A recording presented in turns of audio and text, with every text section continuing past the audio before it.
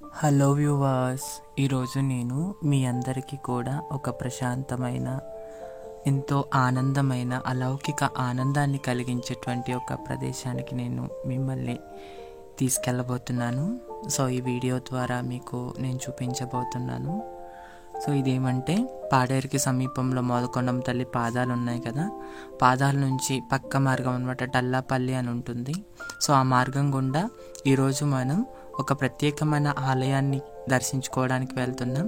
So ఈ మార్గ మధ్యం అంతా కూడా ఎంతో ప్రశాంతంగా, ఆనందాన్ని కలిగించేటువంటి ప్రకృతి ఎంతో అందంగా ఉంటుందన్నమాట. చాలా చల్లగా, హాయిగా ఉంటుంది. సో ఈరోజు మనం సంగొడి అనే విలేజ్లో వెలిసినటువంటి కొలువైనటువంటి శ్రీ సిద్ధి సంగమేశ్వర స్వామి వారిని దర్శించుకోవడానికి వెళ్తున్నాం అన్నమాట. మనం దగ్గరలో వచ్చేసాం. సో ఇదే అన్నమాట శ్రీ సిద్ధి సంగమేశ్వర స్వామి వారి యొక్క దేవాలయం. పక్కనే బ్రహ్మకుమారిల యొక్క ఆశ్రమం కూడా ఉంది. సో ఇది అండి ఆలయ ప్రాంగణం అంతా కూడా బంగారు వర్ణంతో దగదగాలాడుతూ మనల్ని కనువిందు చేస్తూ ఉంది. సో చూడండి ఎంత అందంగా, ఎంత ప్రశాంతంగా ఉంటుందంటే ఈ ప్రదేశం అంతా కూడా చాలా చాలా చాలా శాంతి, ప్రశాంతత అంతా కూడా ఇక్కడే ఉంది అని అనిపిస్తుంది. నిజంగా అంతా బాగుంటుంది అన్నమాట. ఆలయ ప్రాంగణం అంతా కూడా చూడండి.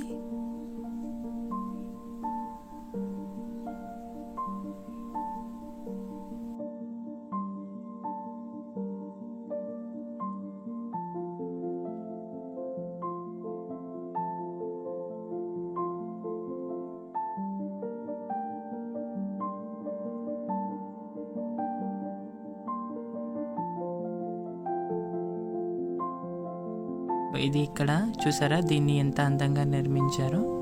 సో ఇక్కడ యజ్ఞాలు అలాంటివి జరిపిస్తారనమాట. సో దానికోసమని ఇది నిర్మించారు. పాతకాలంలో మనం ఋషులు, మునులు పాత సినిమాల్లో చూపిస్తారు కదా, సో అట్లా అనమాట. యజ్ఞాలు, యాగాలు ఇలాంటి వాటిలో చేసేవారంట. సో అదే విధంగా ఇక్కడ నిర్మించడం జరిగింది. ఇది నూతన ఆలయం అన్నమాట. సో చూస్తున్నారు కదా, గుడి ఆలయ ప్రాంగణంలో చుట్టూ ఇలా మూర్తులను ప్రతిష్ఠించి ఉంచారు.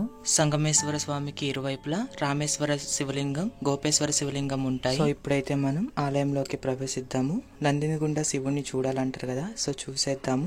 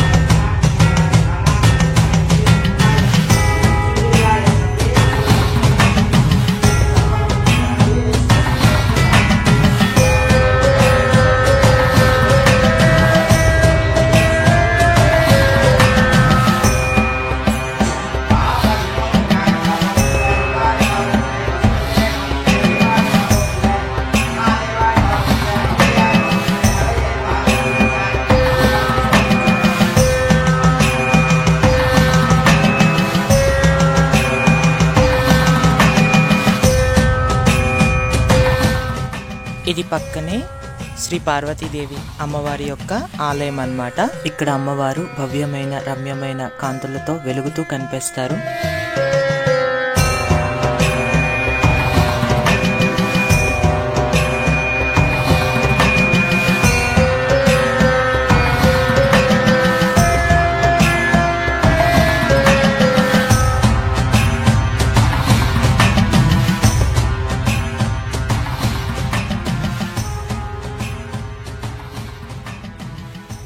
అలాగే స్వామివారికి కుడివైపున విఘ్నేశ్వర స్వామి, అలాగే ఇరువైపులా శ్రీ గోపేశ్వర స్వామి, అలాగే రామేశ్వర స్వామి యొక్క శివలింగాల్ని కూడా మనం ఇక్కడ దర్శించుకోవచ్చు.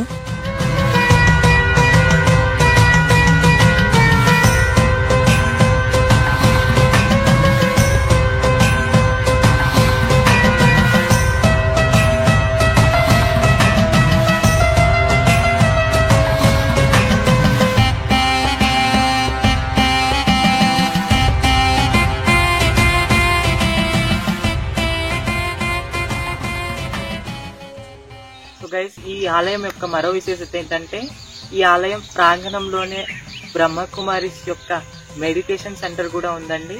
శ్రీ సిద్ధి సంగమేశ్వర స్వామి ఆలయానికి వచ్చిన ప్రతి ఒక్క భక్తులు కూడా అక్కడికి వెళ్ళి మెడిటేషన్ చేసుకునే అవకాశం కూడా ఉంది. సో ఆలయం మొత్తం కూడా అంటే ఇక్కడ కార్యక్రమాలన్నీ కూడా బ్రహ్మకుమారి ఆధ్వర్యంలోనే జరుగుతూ ఉంటాయి. నాకైతే చాలా మంచిగా అనిపించింది. మీరు కూడా మీకు ఖాళీ ఉన్న సమయంలో లేదా మీరు ఏవైనా వెకేషన్ ప్లాన్ చేసుకున్నా లేదా ఏదైనా పిక్నిక్ ప్లాన్ చేసుకున్నా ఇది పర్ఫెక్ట్ ప్లేస్ అని చెప్పుకోవచ్చు. నాకైతే చాలా నచ్చింది, మీకు కూడా ఖచ్చితంగా నచ్చుతుంది. సో మీరు కూడా ఒకసారి విజిట్ చేయండి. తర్వాత ఇక్కడ ఏంటంటే నేచర్ అంతా కూడా ఎంతో ప్రశాంతంగా పీస్ఫుల్ గా ఉంటుందండి. దాంతో పాటు పక్కనే మెడిటేషన్ సెంటర్, ఇక్కడ మెడిటేషన్ కూడా నేర్పించడం జరుగుతుంది. మరు క్షణంలో ఫుల్ రిఫ్రెష్మెంట్ అయిపోయింది నాకైతే. సో దర్శించుకోండి మీరు కూడా, స్వామివారి యొక్క కృపా కటాక్షాలకు పాత్రలు కండి. Thank you.